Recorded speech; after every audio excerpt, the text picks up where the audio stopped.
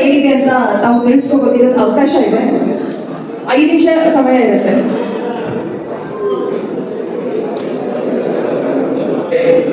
ಆದಷ್ಟು ಬೇಗ ಊಟದ ಸಮಯ ಇದೆ.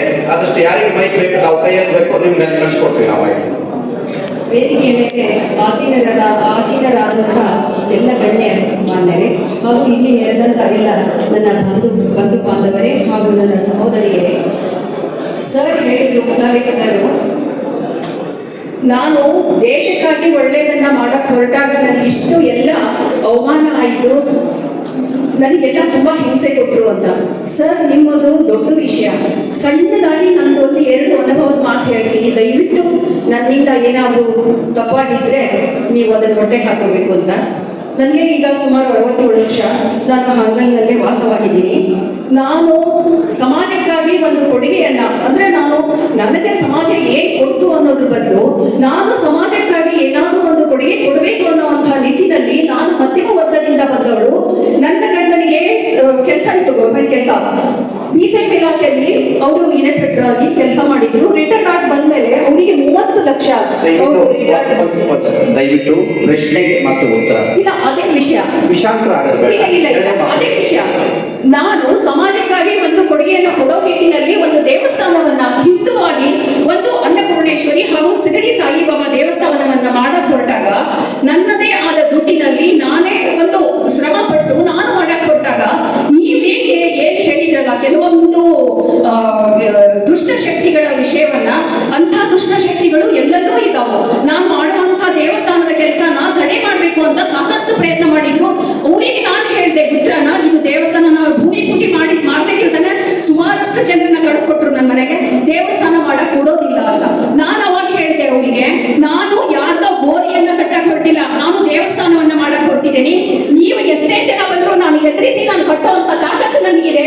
ನೀವು ಅಪ್ಪನ ಮಕ್ಕಳೇ ಆಗಿದ್ರೆ ಬಂದು ನೀವು ತಡಿಬೇಕು, ನಾನು ಮಾಡೋ ಕೆಲಸ ಮಾಡ್ತೀನಿ. ಈಗ ದೇವಸ್ಥಾನ 5 ವರ್ಷ ಆಯ್ತು. ನಿರಂತರವಾಗಿ ಅಲ್ಲಿ ಏನು ಪೂಜಾ ವಿಧಾನಗಳು ನಡಿಬೇಕು ನಡ್ಕೊಂಡು ಹೋಗ್ತಾ ಇದ್ದಾವು. ನನ್ನ ಕೆಲಸ ನಾನು ಮಾಡ್ತಾ ಇದ್ದೀನಿ ಸರ್. ನೀವು ಯಾವುದೇ ಒಂದು ಮಾತಿಗೆ ಕಿವಿ ಕೊಡದೆ ದೇಶಕ್ಕಾಗಿ ನೀವು ಮಾಡ್ತಾ ಇದ್ದೀರಾ, ದುಡಿತಾ ಇದ್ದೀರಾ.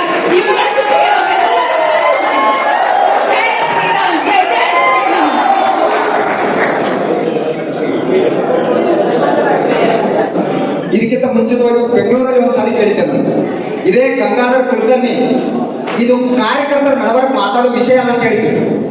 ನೀವು ಧಾರವಾಡ ಎಲೆಕ್ಷನ್ ನಿಂತ್ಕೊಂಡ ಟೈಮ್ನ ಅದೇ ರೀತಿ ತಪ್ಪು ಇನ್ನು ಮುಂದ್ಗಡೆ ಹಾಕೊಳ್ರಿ, ಅದಕ್ಕೆ ನೀವು ಯಾವ ರೀತಿ ಸೂಕ್ತ ಕ್ರಮ ತಗೋತೀರಿ ಅಂತ ಹೇಳಿ ಸದಾಶಿವ ಮಾಳಿ ಅಂತ ಹೇಳಿ ತೇರ್ಗಾಡ್.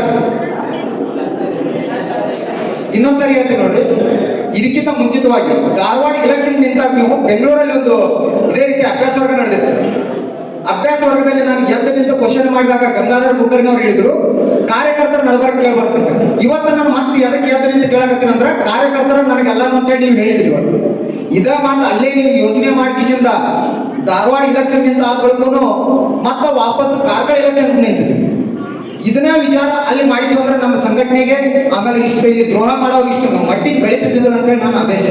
ಆದ್ರೆ ನೀವು ಕಾರ್ಕಳ ಎಲೆಕ್ಷನ್ ನಿಂತ್ಕೊಡ್ರಿ. ಆ ಟೈಮ್ದಾಗ ಈಗ ಹೆಂಗೆ ನೀವು ಕಾರ್ಯಕರ್ತರ ನನ್ನ ಬಂಧುಗಳು ಅಂತ ಹೇಳಿದ್ರಲ್ಲ, ಆ ಕಾರ್ಕಳ ಎಲೆಕ್ಷನ್ ನಿಂತ್ಕೊಳ್ಳುವಾಗ ಕೂಡ ಕಾರ್ಯಕರ್ತರು, ಇಡೀ ಕರ್ನಾಟಕದ ಕಾರ್ಯಕರ್ತರು ಪ್ರತಿಯೊಬ್ಬ ಜಿಲ್ಲಾಧ್ಯಕ್ಷರು ಅಟ್ಲೀಸ್ಟ್ ಕಾರ್ಯಕರ್ತನ ಕೊಡ್ಸಾಕತ್ತಿರ್ಲಿಲ್ಲ. ಪ್ರತಿಯೊಬ್ಬ ಜಿಲ್ಲಾಧ್ಯಕ್ಷರು ಕೇಳಿ ನಿಂತ್ಕೋಬೇಕು, ನಿಂತ್ಕೋಬಾರ್ದು. ಇಷ್ಟು ನೀವು ಅವಾಗ ಹೇಳಿದಿರಂದ್ರ ಇದು ನಮ್ಮ ಕಾರ್ಕಳದಲ್ಲಿ ಆಗ್ತಾ ಇರುವಂತ ಅವಮಾನ ಅಂದ್ರೆ ನಮ್ಗೆ ಅವಮಾನ ಆಗೈತಿ. ಆದ್ರ ಆ ಅವಮಾನ ಮಾಡಕ್ಕಂತೇಳಿ ಗಂಗಾಧರ್ ಕುಲಕರ್ಣಿ ನಮ್ಮ ಸಂಘಟನೆಗೆ ಬಂದಿದ್ರು. ಯಾಕಂದ್ರೆ ಹಳೆ ಪೂರ್ಣವಾದಿಗಳಿಂದ ನಾವು ಕೇಳ್ಕೊಂತ ಬಂದಿವಿ. ಆದ್ರೆ ಅದು ನಿಮ್ಮ ಗಮನಕ್ಕೆ ಬರಲಿಲ್ಲ. ಆದ್ರೆ ಇನ್ನು ಮುಂದೆ ಆ ರೀತಿ ಆಗಬಾರ್ದು. ನೀವು ಕೊಡುವಂತ ಜವಾಬ್ದಾರಿಗಳು ಯೋಗ್ಯವಾದ ವ್ಯಕ್ತಿಗೆ ಇರಲಿ. ಆಮೇಲೆ ಸಂಘಟನೆ ನಡೀಬೇಕಾದ್ರೆ ಜವಾಬ್ದಾರಿ ತೀರ್ಮಾನಿಕೊಳ್ಳೋದು, ಕಷ್ಟಪಟ್ಟ ದುಡಿದಂತ ಕಾರ್ಯಕರ್ತರಿಗೆ ನಮ್ಮ ಸಂಘಟನೆಯಲ್ಲಿ ಜವಾಬ್ದಾರಿಗಳಿರ್ಲಿ. ಆಮೇಲೆ ನಮ್ಮ ಸಂಘಟನೆ ನಿಯಮಗಳು ಅವ್ರಿಗೆ ಗೊತ್ತಿರಬೇಕು. ವಿನಾಕಾರಣ ಈಗ ಬಂದ ಗಂಗಾಧರ್ ಕುಲಕರ್ಣಿ ಬಂದ ಅವನ ಏನೋ ಒಂದು ಕೆಲಸ ಮಾಡ್ಕೊಂಡ ಬಂದ ಈಗ ರಾಜ್ಯಾಧ್ಯಕ್ಷ ಮಾಡ್ಬೋದ್ರಿ. ಆ ರೀತಿ ಮುಂದೆ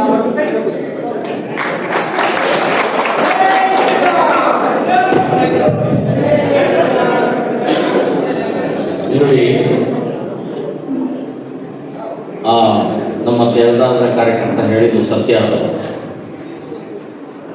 ಇನ್ನೊಮ್ಮೆ ತುಡುಕಬೇಡಿ, ಇನ್ನೊಮ್ಮೆ ಅದೇ ತಪ್ಪುಗಳನ್ನು ಮಾಡಬೇಡಿ ಅನ್ನುವಂಥದ್ದನ್ನು ಹೇಳಿದರು.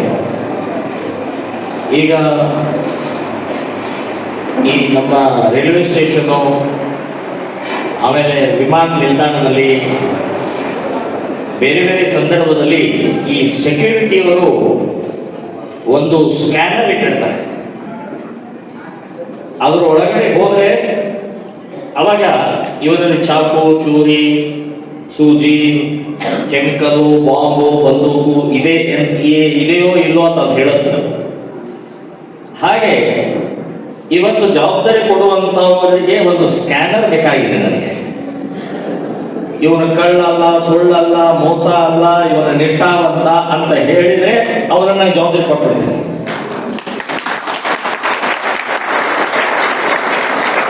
ಯಾಕೆ ಹೇಳಿದೆ ಅಂತಂದ್ರೆ, ನಾವು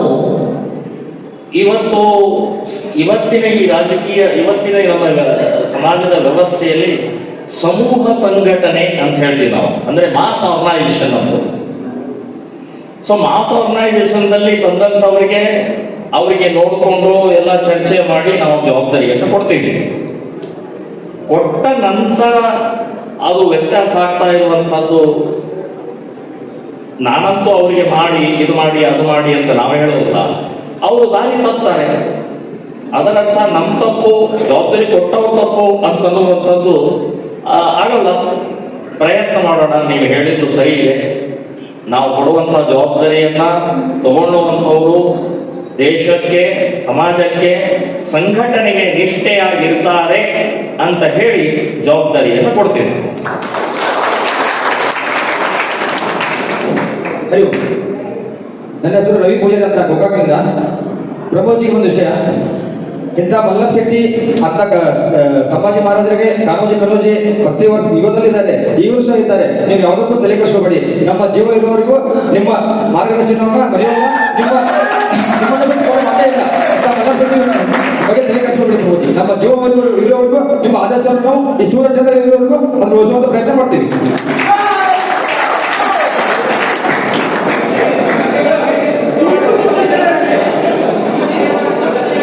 ನಾನು ಜಯಂತ್ ನಾಯ್ಕ್ ಅಂತ ಹೇಳಿ, ಕಾರವಾರ ಜಿಲ್ಲೆ ಭಟ್ಕಳ ತಾಲೂಕು ಮುರುಡೇಶ್ವರದವರು. ನಾನು 2005ರಿಂದ ಬಜರಂಗದಳ ಮೂಲಕ ಪ್ರಮೋಜಿ ಜೊತೆ ಕೆಲಸ ಮಾಡಿದ ವ್ಯಕ್ತಿ. ನಾನು ಹೇಳ್ತಿರೋದೇನಂತ ಹೇಳಿದ್ರೆ, ಈಗ ಹೊರಗಡೆ ಒಂದೊಂದು ವಿಷಯ ಬಗ್ಗೆ ನೀವೇನು ತಲೆ ಕೆಡಿಸುವಂತ ವಿಚಾರ ಇಲ್ಲ. ಈಗ ಸಾಕಷ್ಟು ಜನ ನಿಮ್ಮ ಜೊತೆ ಕೈ ಜೋಡಿಸಿದ್ದಾರೆ. ನಾವು ಸಹ ನನ್ನ ಜೀವ ಇರುವವರೆಗೆ ಶ್ರೀರಾಮ್ ಸೇನೆ ಸಂಘಟನೆ ಜೊತೆ ಕೈ ಜೋಡಿಸ್ತೀನಿ. ನಿಮ್ಮ ವಿಷಯಕ್ಕೆ ಏನು ಸಂಬಂಧಪಟ್ಟಾದರೂ ನಾನು ಕಾರವಾರ ಜಿಲ್ಲೆಯಲ್ಲಿ ಅದೇನು ಉತ್ತರ ಕೊಡಬೇಕು, ಯಾಕೆ ನಾನು ಉತ್ತರ ಕೊಡ್ತೀನಿ ಅಂತ ಹೇಳ್ತಾ ಅಂತ ಹೇಳಲು ಮಾತ್ರ ಮುಗಿಸ್ತೀನಿ. ವೇದಿಕೆಯ ಮೇಲಿರುವ ಗಣ್ಯರೇ ಮತ್ತು ಇಲ್ಲಿ ನೆರೆದಿದ್ದಂಥ ಎಲ್ಲ ನಮ್ಮ ಹಿಂದೂ ಬಂದವರೇ, ಮುತಾಲಿಕ್ ಅವರಿಗೆ 70 ವರ್ಷ ಆಗಿದೆ. ಅವರು ಹಿಂದೂ ಸಂಘಟನೆಯಲ್ಲಿ ಬಂದು ಸಾಕಷ್ಟು ಆಯಾಮಗಳಿಂದ ಹೊರಗೆ ಬಂದು ನೋವುಗಳನ್ನು ಹೊಂದಿದ್ದಾರೆ. ಇಲ್ಲಿ ಬಂದಿರುವ ಸಂಘಟನೆಯಲ್ಲಿರುವ ವ್ಯಕ್ತಿಗಳಲ್ಲೇ ಅದೇ ರೀತಿಯಲ್ಲಿದ್ದೇವೆ. ಇಡೀ ನಮ್ಮ ದೇಶದಲ್ಲಿ ಒಂದು ಅತ್ಯುತ್ತಮವಾದ ವ್ಯವಸ್ಥೆಯನ್ನು ಕಾಡ್ತಾ ಇದ್ದೇವೆ. ಹಿಂದೂ ಸಂಘಟನೆಗಳು ಒಂದಾಗ್ತಾ ಇಲ್ಲ. ಹಿಂದೂ ಸಂಘಟನೆಗಳು ಒಂದಾಗಬೇಕು. ಇವತ್ತು 70 ವರ್ಷ ಜೀವನದಲ್ಲಿ ಕಳೆದಿದ್ದೀರಾ. ನಿಮ್ಮ ಮುಂದಿನ ಒಂದು ಸಾಧನೆ ಕಮ್ಮಿ ಆಗಬೇಕಾದ್ರೆ ನೀವು ಎಲ್ಲ ಹಿಂದೂ ಸಂಘಟನೆಗಳನ್ನು ಒಂದು ಮಾಡಿ ಮುತಾಲಿಕ್ ಅವರ ನಿಜವಾದ ಹೆಸರು ಶಾಶ್ವತವಾಗಿ ಉಳಿಯುತ್ತದೆ ಎಂದು ಹೇಳುತ್ತಾ ನಾನು 2 ಮಾತುಗಳನ್ನು ಕಳಿಸುತ್ತೇನೆ. ಜೈ ಹಿಂದ್.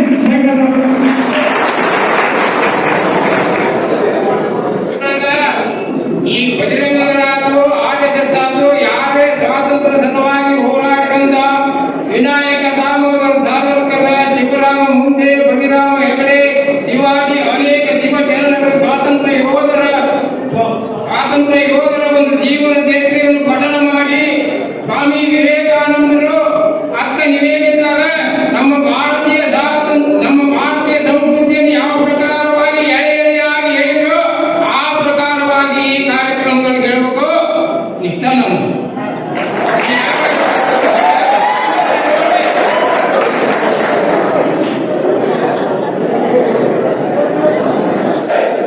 ನನ್ನ ಹೆಸರು ಗದಿಯಪ್ಪ ಕುವತ್ತಿ, ಮಾಜಿ ಶ್ರೀರಾಮ್ ಸೇನೆಯ ಧಾರವಾಡ ವಿಭಾಗಾಧ್ಯಕ್ಷ. ಈಗ ಪ್ರಮೋದ್ಜಿ ಮುತಾಲಿಕ್ ಅವರಿಗೆ ನಿಮ್ದೇನಾದರೂ ತಪ್ಪಿದ್ದೇನಂತ ನಮ್ಗೆ ಒಂದು ಪ್ರಶ್ನೆ ಕೇಳಿದ್ರು. ರಾಮ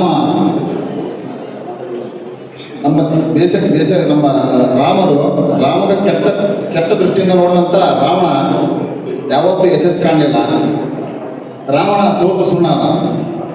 ಹಾಗೆ ಕೃಷ್ಣನಿಗೆ ಮತ್ತು ಪಾಂಡವರಿಗೆ ಶಕುನಿ ಮತ್ತು ದುರ್ಯೋಧನದ ಸಾಕಷ್ಟು ಜನಗಳು ಅವರನ್ನ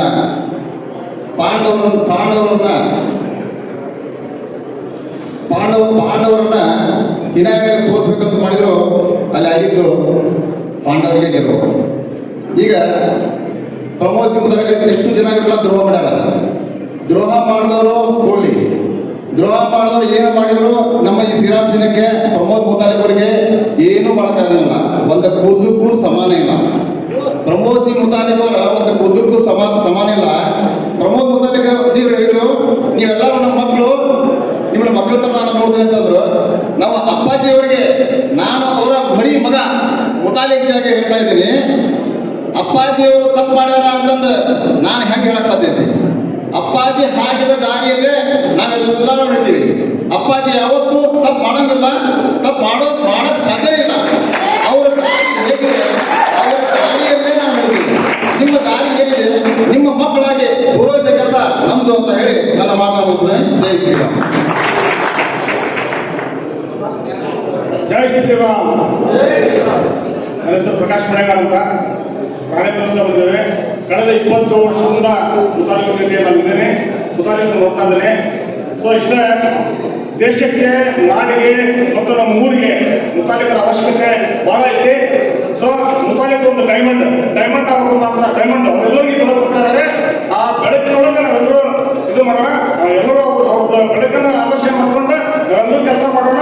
ಯಾಕೆ ಅಭ್ಯಾಸ ವರ್ಗದೊಳಗೆ ಅವ್ರಿಗೆ ಮಾಡಿದಂತ ಮನೋಪಶಕ್ತಿ ತಂತ್ರವನ್ನು ಯಾಕೆ ಹೇಳಿದ್ರು ಅಂದ್ರೆ, ನಮಗೆ ಮುಂಬರ್ತಕ್ಕಂಥ ಅಂತ ಯಾವ್ದಾದ್ರು ಕೆಟ್ಟ ಪದಗಳು ಬಂದ್ರೆ ದೂರ ಮಾಡ್ತಕ್ಕಂಥ ಶಕ್ತಿಗಳನ್ನು ನಾವು ವಿಚಾರ ಮಾಡಬೇಕಂತಕ್ಕಂಥದ್ದನ್ನ ಮುತಾಲಿಕರು ನಮ್ಗೆ ತಿಳಿಸ್ಕೊಟ್ರು.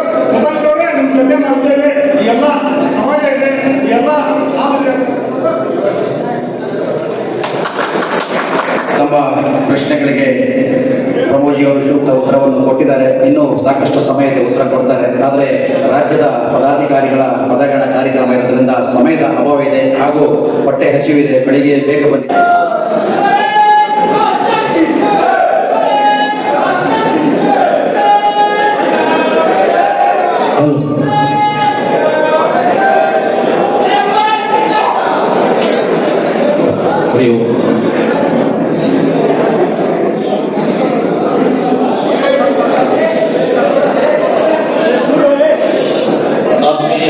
ಬಂಧುಗಳೇ,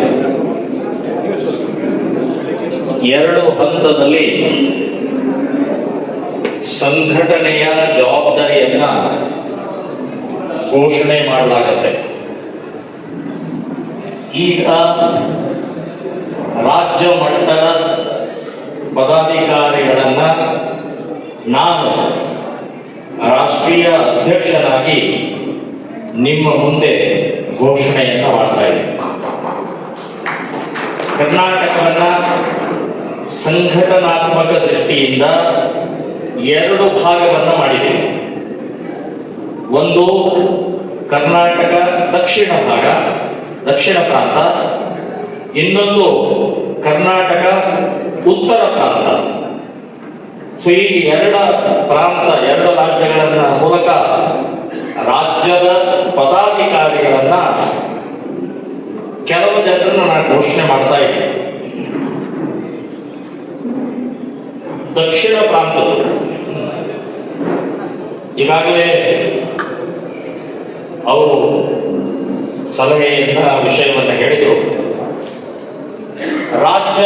ದಕ್ಷಿಣ ಪ್ರಾಂತದ ರಾಜ್ಯ ಅಧ್ಯಕ್ಷರಾಗಿ ಸನ್ಮಾನ್ಯ ಶ್ರೀ ಬಾಬಣ್ಣವರನ್ನ ನಾನು ಘೋಷಣೆಯನ್ನು ಮಾಡ್ತಾ ಇದ್ದೀನಿ.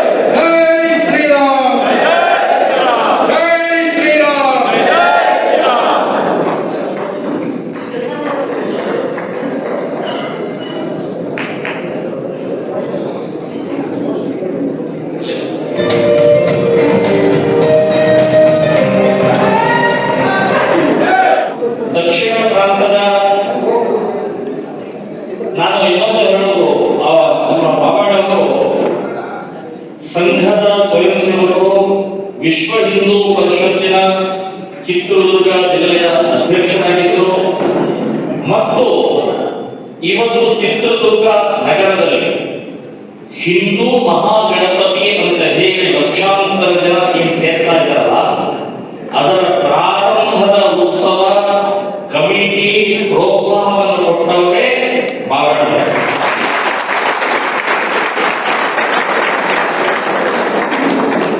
ನೀವು ಚಿತ್ರದುರ್ಗ ಜಿಲ್ಲೆಯಲ್ಲಿ ಬಾಬಣ್ಣ ಅಂದ್ರೆ ಸಾಕು, ಒಬ್ಬ ಸಮಾಜಜೀವಿ, ಹಿಂದುತ್ವವಾದಿ, ಎಲ್ಲ ಹಿಂದೂ ಸಂಘಟನೆಗಳಿಗೆ ಪ್ರೋತ್ಸಾಹ ಪ್ರೇರಣೆ ಕೊಡುವಂತ ವ್ಯಕ್ತಿಯು.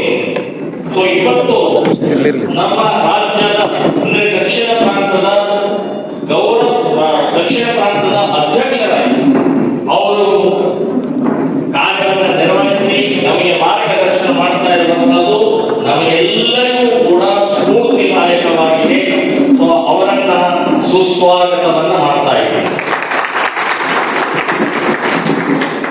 ದಕ್ಷಿಣ ಪ್ರಾಂತದ ಕಾರ್ಯಾಧ್ಯಕ್ಷರು ಸನ್ಮಾನ್ಯ ಶ್ರೀ ಸುಂದರೇಶ್ ನರಗಲ್. ಸುಂದರೇಶ್ ನರಗಲ್ ಅವರು ಚಿಕ್ಕಮಗಳೂರು ಜಿಲ್ಲೆ ಕೊಪ್ಪ ತಾಲೂಕಿನ ಕಳಸ ಗ್ರಾಮದ ಹತ್ತಿರ ಇರುವಂತ ಒಂದು ಗ್ರಾಮದವರು, ನರಗಲ್ ಅನ್ನುವಂತ ಒಂದು ಗ್ರಾಮದವರು. ಅವರು ಸಂಘಟನೆಯಲ್ಲಿ ಹಿನ್ನೆಲೆಯಲ್ಲಿ ಬಂದಂತವರು ಮತ್ತು ಇವತ್ತು ಬೆಂಗಳೂರು ನಗರದಲ್ಲಿದ್ದಾರೆ. ಜೈಲು ಕೇಸು ಅನುಭವಿಸಿದ್ದಾರೆ. ನಮ್ಮ ಸಂಘಟನೆಯಲ್ಲಿ ಸಾಕಷ್ಟು ವರ್ಷದಿಂದ ಕೆಲಸ ಮಾಡಿದ್ದಾರೆ. ಇವತ್ತು ಇಡೀ ರಾಜ್ಯದಲ್ಲಿ ಪ್ರತಿಯೊಬ್ಬ ಕಾರ್ಯಕರ್ತರನ್ನ ಪ್ರೀತಿಯಿಂದ ವಿಶ್ವಾಸದಿಂದ ಪರಿಚಯ ಮಾಡಿಕೊಂಡು ಮಾತನಾಡಿಸುವಂತ ಮಾನಸಿಕತೆ ಇರುವಂತಹ ವ್ಯಕ್ತಿ ಸುಂದರೇಶ್ ಅವರು ದಕ್ಷಿಣ ಪ್ರಾಂತದ ಕಾರ್ಯಾಧ್ಯಕ್ಷರಾಗಿ ಇವತ್ತಿನಿಂದ ಕಾರ್ಯಕ್ರಮ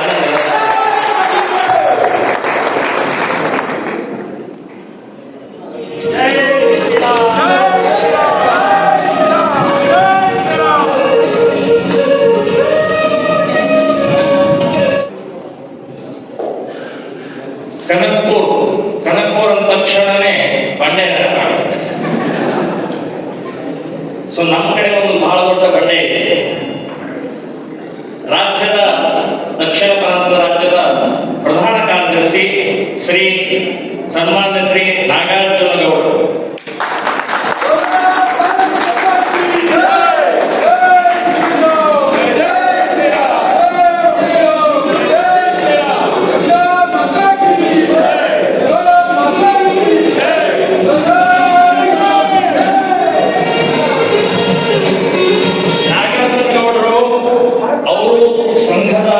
ಹಿನ್ನೆಲೆಯಲ್ಲೇ ಬಂದಂಥವು ಸಂಘದ ಜೊತೆಗೆ ಬೇರೆ ಬೇರೆ ಜವಾಬ್ದಾರಿಗಳನ್ನು ನಿರ್ವಹಿಸಿ ಸೊ ಎಲ್ಲ ಪರಿವಾರದ ಜೊತೆಗೆ ಸಂಘಟನೆ ಸಂಪರ್ಕ ಎಲ್ಲ ಮಾಡಿಕೊಂಡು ಶ್ರೀರಾಮ ಸೇನೆ ಸಂಘಟನೆಗೆ ಅವರು ಇತ್ತೀಚೆಗೆ ಬಂದು ಜಿಲ್ಲಾ ಅಧ್ಯಕ್ಷ ರಾಮನಗರದ ಜಿಲ್ಲಾ ಅಧ್ಯಕ್ಷರಾಗಿ ರಾಮನಗರ ಜಿಲ್ಲೆಯಲ್ಲಿ ಸಂಘಟನೆ ಮಾಡೋದಷ್ಟು ಸುಲಭ ಅಲ್ಲ.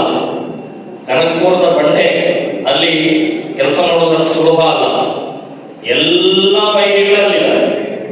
ಸೊ ಅಂಥ ವೈರಿಗಳ ದುಷ್ಟ ಶಕ್ತಿಗಳ ಮಧ್ಯದಲ್ಲಿ ಸಂಘಟನೆ ಸಮಾವೇಶಗಳನ್ನ ಪ್ರತಿಭಟನೆಗಳನ್ನ ಮಾಡಿದಂತ ಒಂದು ನಾಗಾರ್ಜುನ ಗೌಡರು ಇವತ್ತು ದಕ್ಷಿಣ ಪ್ರಾಂತದ ರಾಜ್ಯದ ಪ್ರಧಾನ ಕಾರ್ಯದರ್ಶಿಯಾಗಿ ಕಾರ್ಯಕ್ರಮ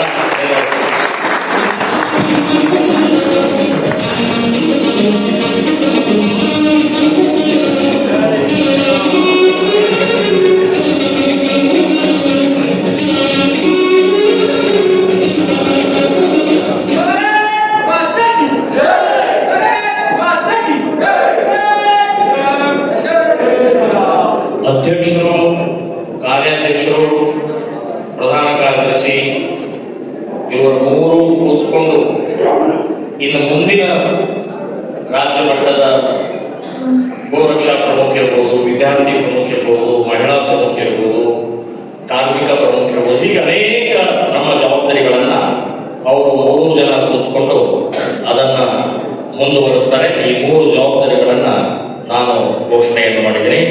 ಕರ್ನಾಟಕ ಉತ್ತರ ಪ್ರಾಂತ ಸೊ ಉತ್ತರ ಪ್ರಾಂತದ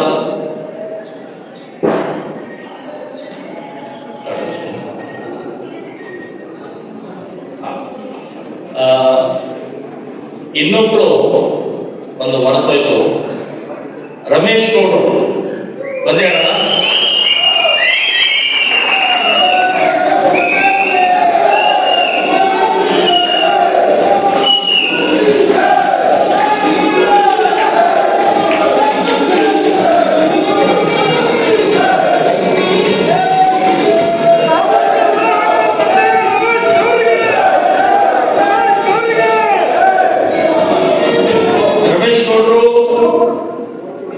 ಬೆಂಗಳೂರು ಗ್ರಾಮಾಂತರ ಜಿಲ್ಲೆಯ ಅವರು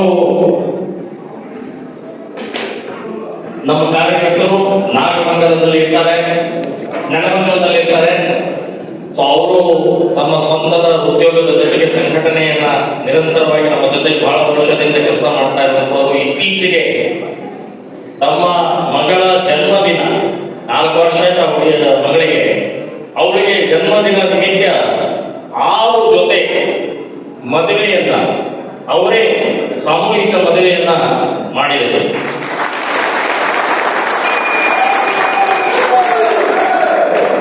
ಮುಂದಿನ ವರ್ಷವೂ ಕೂಡ ಈ ಸಾಮೂಹಿಕ ಮದುವೆಯದು ಅವರು ಮುಂದುವರಿಸುವಂತ ನಿರ್ಧಾರ ಮಾಡಿದರೆ ಇಲ್ಲಿ ಯಾರಾದ್ರೂ ಇದ್ರೆ ಈಗಲೇ ಅಪ್ಲಿಕೇಶನ್ ಕೊಡಬಹುದು.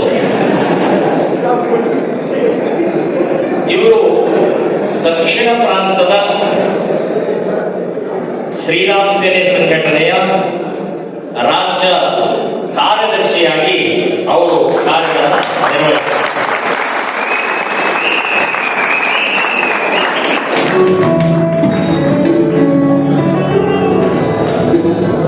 ಜೈ ಶ್ರೀರಾಮ್.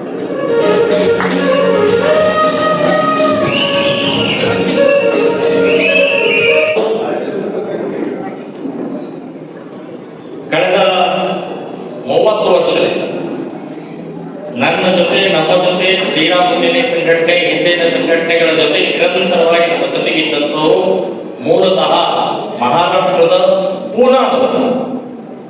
ಅಲ್ಲಿಂದ ಈ ಕಡೆ ಬಂದು ಸಂಘಟನೆಗೆ ಸೇರಿಕೊಂಡು ಫುಲ್ ಟೈಮ್ ಪೂರ್ಣಾವಧಿಯಾಗಿ ಕೆಲಸ ಮಾಡ್ತಾ ಈಗ ಸನ್ಯಾಸವನ್ನು ಸ್ವೀಕಾರ ಮಾಡಿದ್ದಾರೆ. ಸೊ ಸನ್ಯಾಸವನ್ನು ಸ್ವೀಕಾರ ಮಾಡಿದ ಉದ್ದೇಶ ಮಠ ಕಟ್ಟಬೇಕು ಅಂತ ಅಥವಾ ತಮ್ಮ ಪಾದ ಪೂಜೆ ಮಾಡಿಸ್ಕೊಳ್ಬೇಕು ಅಂತ ಅವರು ಈ ಮತಾಂತರ, ಅಸ್ಪೃಶ್ಯತೆ, ಸಾಕಷ್ಟು ರೀತಿಯ ನಮ್ಮ ಹಿಂದೂ ಹೆಣ್ಣು ಮಕ್ಕಳು ಮೋಸ ಹೋಗ್ತಾ ಇರುವಂತಹದ್ದನ್ನ ತಡೆಯೋಕ್ಕೋಸ್ಕರ ಹಿಂದುತ್ವಕ್ಕಾಗಿನೇ ಸನ್ಯಾಸವನ್ನ ಸ್ವೀಕಾರ ಮಾಡಿಕೊಂಡು ಇವತ್ತಿಗೂ ನಮ್ಮ ಕೆಲಸವನ್ನ ನಿರಂತರವಾಗಿ ಮಾಡ್ತಾ ಇರುವಂತವರು ಪೂಜ್ಯ ಶ್ರೀ ಸತ್ಯ ಪ್ರಮೋದೇಂದ್ರ ಸರಸ್ವತಿಯವರು ನಮ್ಮ ಉತ್ತರ ಕರ್ನಾಟಕದ ರಾಜ್ಯ ಗೌರವ ಅಧ್ಯಕ್ಷರಾಗಿ ಇನ್ನು ಮುಂದೆ ಅವರು ಕಾರ್ಯವನ್ನು ನಿರ್ವಹಿಸುತ್ತಾರೆ.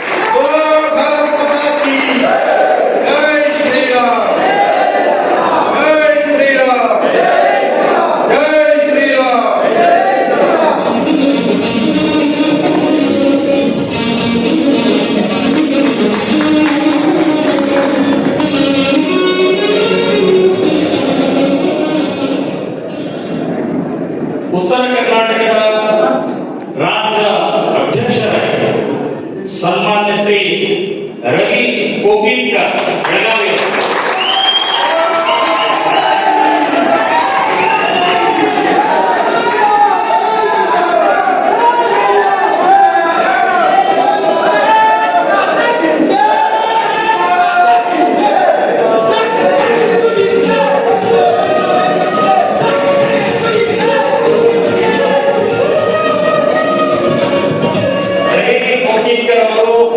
ಬೆಳಗಾವಿ ಜಿಲ್ಲೆಯ ಹತ್ತಿರ ಇರುವಂತಹ ಹಿಂಡಲಗ ಕೂಡ ಜೈಲು ನೆನಪಾಗುತ್ತೆ.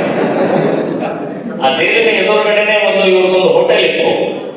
ನಮ್ಮ ಯಾವುದೇ ಕಾರ್ಯಕ್ರಮ ಹಿಂದುತ್ವದ ಸಲುವಾಗಿ ಜೈಲಿಗೆ ಹೋದ್ರೆ ಇವ್ರ ಹೋಟೆಲ್ನಿಂದನೇ ಇಡ್ಲಿ, ಸಾಂಬಾರು, ಚಟ್ನಿ ಎಲ್ಲ ಹೋಗೋದು, ಊಟನೂ ಹೋಗೋದು, ನಿರಂತರವಾಗಿ ಕಳಿಸೋದು.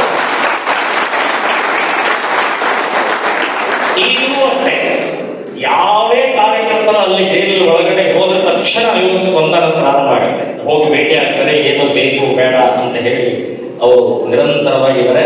ಮತ್ತು ನಮ್ಮ ಸಂಘಟನೆಯಲ್ಲಿ ಬಹಳ ವರ್ಷದಿಂದ ನಿರಂತರವಾಗಿ ಸುಮಾರು 30-35 ವರ್ಷದಿಂದ ನಮ್ಮ ಜೊತೆನೇ ಇದ್ದಾರೆ. ಅವರು ಬಹಳಷ್ಟು ಹೋರಾಟವನ್ನು ಮಾಡಿದ್ದಾರೆ, ಬಹಳಷ್ಟು ತ್ಯಾಗವನ್ನು ಮಾಡಿದ್ದಾರೆ. ಈ ಸಂಘಟನೆಯ ಕೆಲಸದಲ್ಲಿ ಇದ್ದಂತ ಸಮಯದಲ್ಲಿ ತಮ್ಮ ಒಂದು ಮಗುವನ್ನು ಕಳ್ಕೊಂಡಿದ್ದಾರೆ. ಇವರು ಸಂಘಟನೆಯಲ್ಲಿರುವಂತಹ ಬೇರೆ ದುಷ್ಟ ಶಕ್ತಿಗಳು ಇವರ ಮೇಲೆ ಗೋಳಿಬಾರ ಮಾಡಿದ್ರು, ಗುಂಡು ಹೊಡೆದು ಸ್ವಲ್ಪದರಲ್ಲೇ ಬದುಕಿದ್ರು. ಇವತ್ತು ಸಮಾಜದಲ್ಲಿ ಈ ರೀತಿಯ ದಾಳಿಯಾದಂತಹ ಸಮಯದಲ್ಲಿ ಇನ್ನು ಮುಂದಿನ ನಮ್ಮ ಜೀವನ ಬಹಳ ಕಷ್ಟ, ಎಲ್ಲಿ ಬೇಕಾದ್ರೂ ಬಡದು ಹಾಕಬಹುದು ಅಂತ ಹೇಳಿ ಮನೆ ಸೇರ್ಕೊಳ್ತಾರೆ. ಆದ್ರೆ ಇವರು ಹೇಳಿದ್ರು, ಇಲ್ಲ 10 ಗುಂಡು ಹೊಡೆದ್ರು ನಾನು ಸಂಘಟನೆ ಕೆಲಸ ಮಾಡೋ. ಸಾಕಷ್ಟು ಕೇಸಸ್ ಇದಾವೆ. ಎದುರುಗಡೆನೆ ಇರುವಂತ ಹಿಂಡಲ್ಗ ಜೈಲ್ ಒಳಗಡೆನೂ ಹೋಗಿ ಬಂದಿದ್ದಾರೆ, ಹೊರಗಡೆನೂ ಕೆಲಸ ಮಾಡ್ತಾ ಇದ್ದಾರೆ. ಸೊ ಅವರು ಉತ್ತರ ಕರ್ನಾಟಕ, ನಮ್ಮ ಈ ಕರ್ನಾಟಕ ಉತ್ತರ ಭಾಗದ ರಾಜ್ಯ ಅಧ್ಯಕ್ಷರಾಗಿ ಇವತ್ತಿನಿಂದ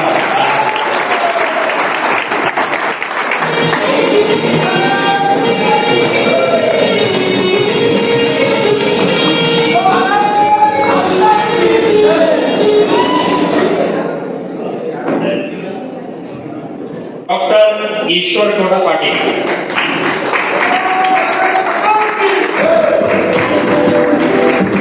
ಇವರು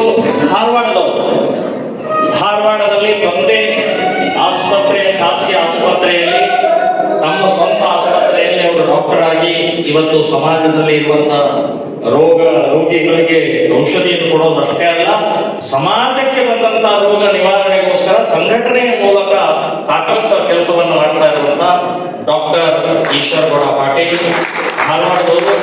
ಇವರು ಕರ್ನಾಟಕ ಉತ್ತರ ಪ್ರಾಂತದ ರಾಜ್ಯ ಉಪಾಧ್ಯಕ್ಷರಾಗಿ ಕಾರ್ಯವನ್ನು ನಿರ್ವಹಿಸಿದರು.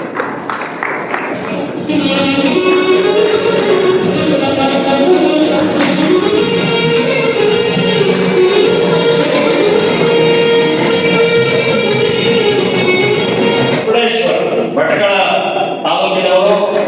ಅವರು ಕೂಡ 30-35 ವರ್ಷದಿಂದ ನಮ್ಮ ಸಂಘಟನೆಯಲ್ಲಿ ಕೆಲಸ ಮಾಡಿದಂಥವರು. ಮತ್ತು ಭಟ್ಕಳ ತಾಲೂಕ ಅಂದ್ರೆ ಏನು ಅನ್ನೋದು ನಿಮಗೆಲ್ಲರೂ ಗೊತ್ತಿದೆ. ಭಟ್ಕಳ ತಾಲೂಕ ಅಂತಂದ್ರೆ ಒಂಥರ ಈ ಪಾಕಿಸ್ತಾನ ಇದ್ದಾಗ. ಸೊ ಅಂಥ ಇದರಲ್ಲಿ ಕೆಲಸ ಮಾಡುವಂತ ಗಂಡಗಲಿ ಜಯಂತ ಮುರುಡೇಶ್ವರ ಅವರು ರಾಜ್ಯದ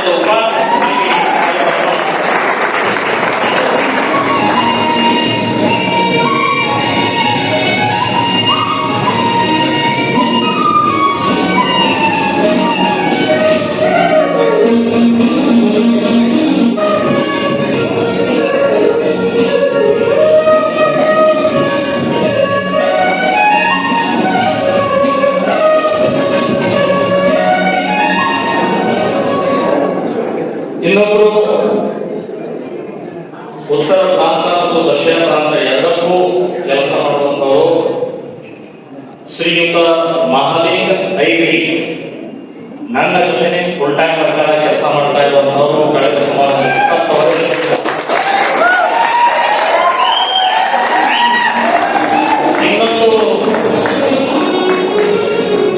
ಇನ್ನೊಂದು ವರ್ಷದಲ್ಲೇ ಮುಂದಿನ ನಮ್ಮ ಬೈಠಕಿಗೆ ಕರಿ ಕೊಟ್ಟು ಹಾಕೊಂಡು ಬರ್ತಾರೆ, ವಕೀಲರಾಗಿ. ಎರಡೂ ರಾಜ್ಯಕ್ಕೆ ಸಹ ಸಂಘಟನಾ ಕಾರ್ಯದರ್ಶಿಯಾಗಿ ಅವರು ಕಾರ್ಯಗಳನ್ನು ನಿರ್ವಹಿಸಿದ್ದಾರೆ.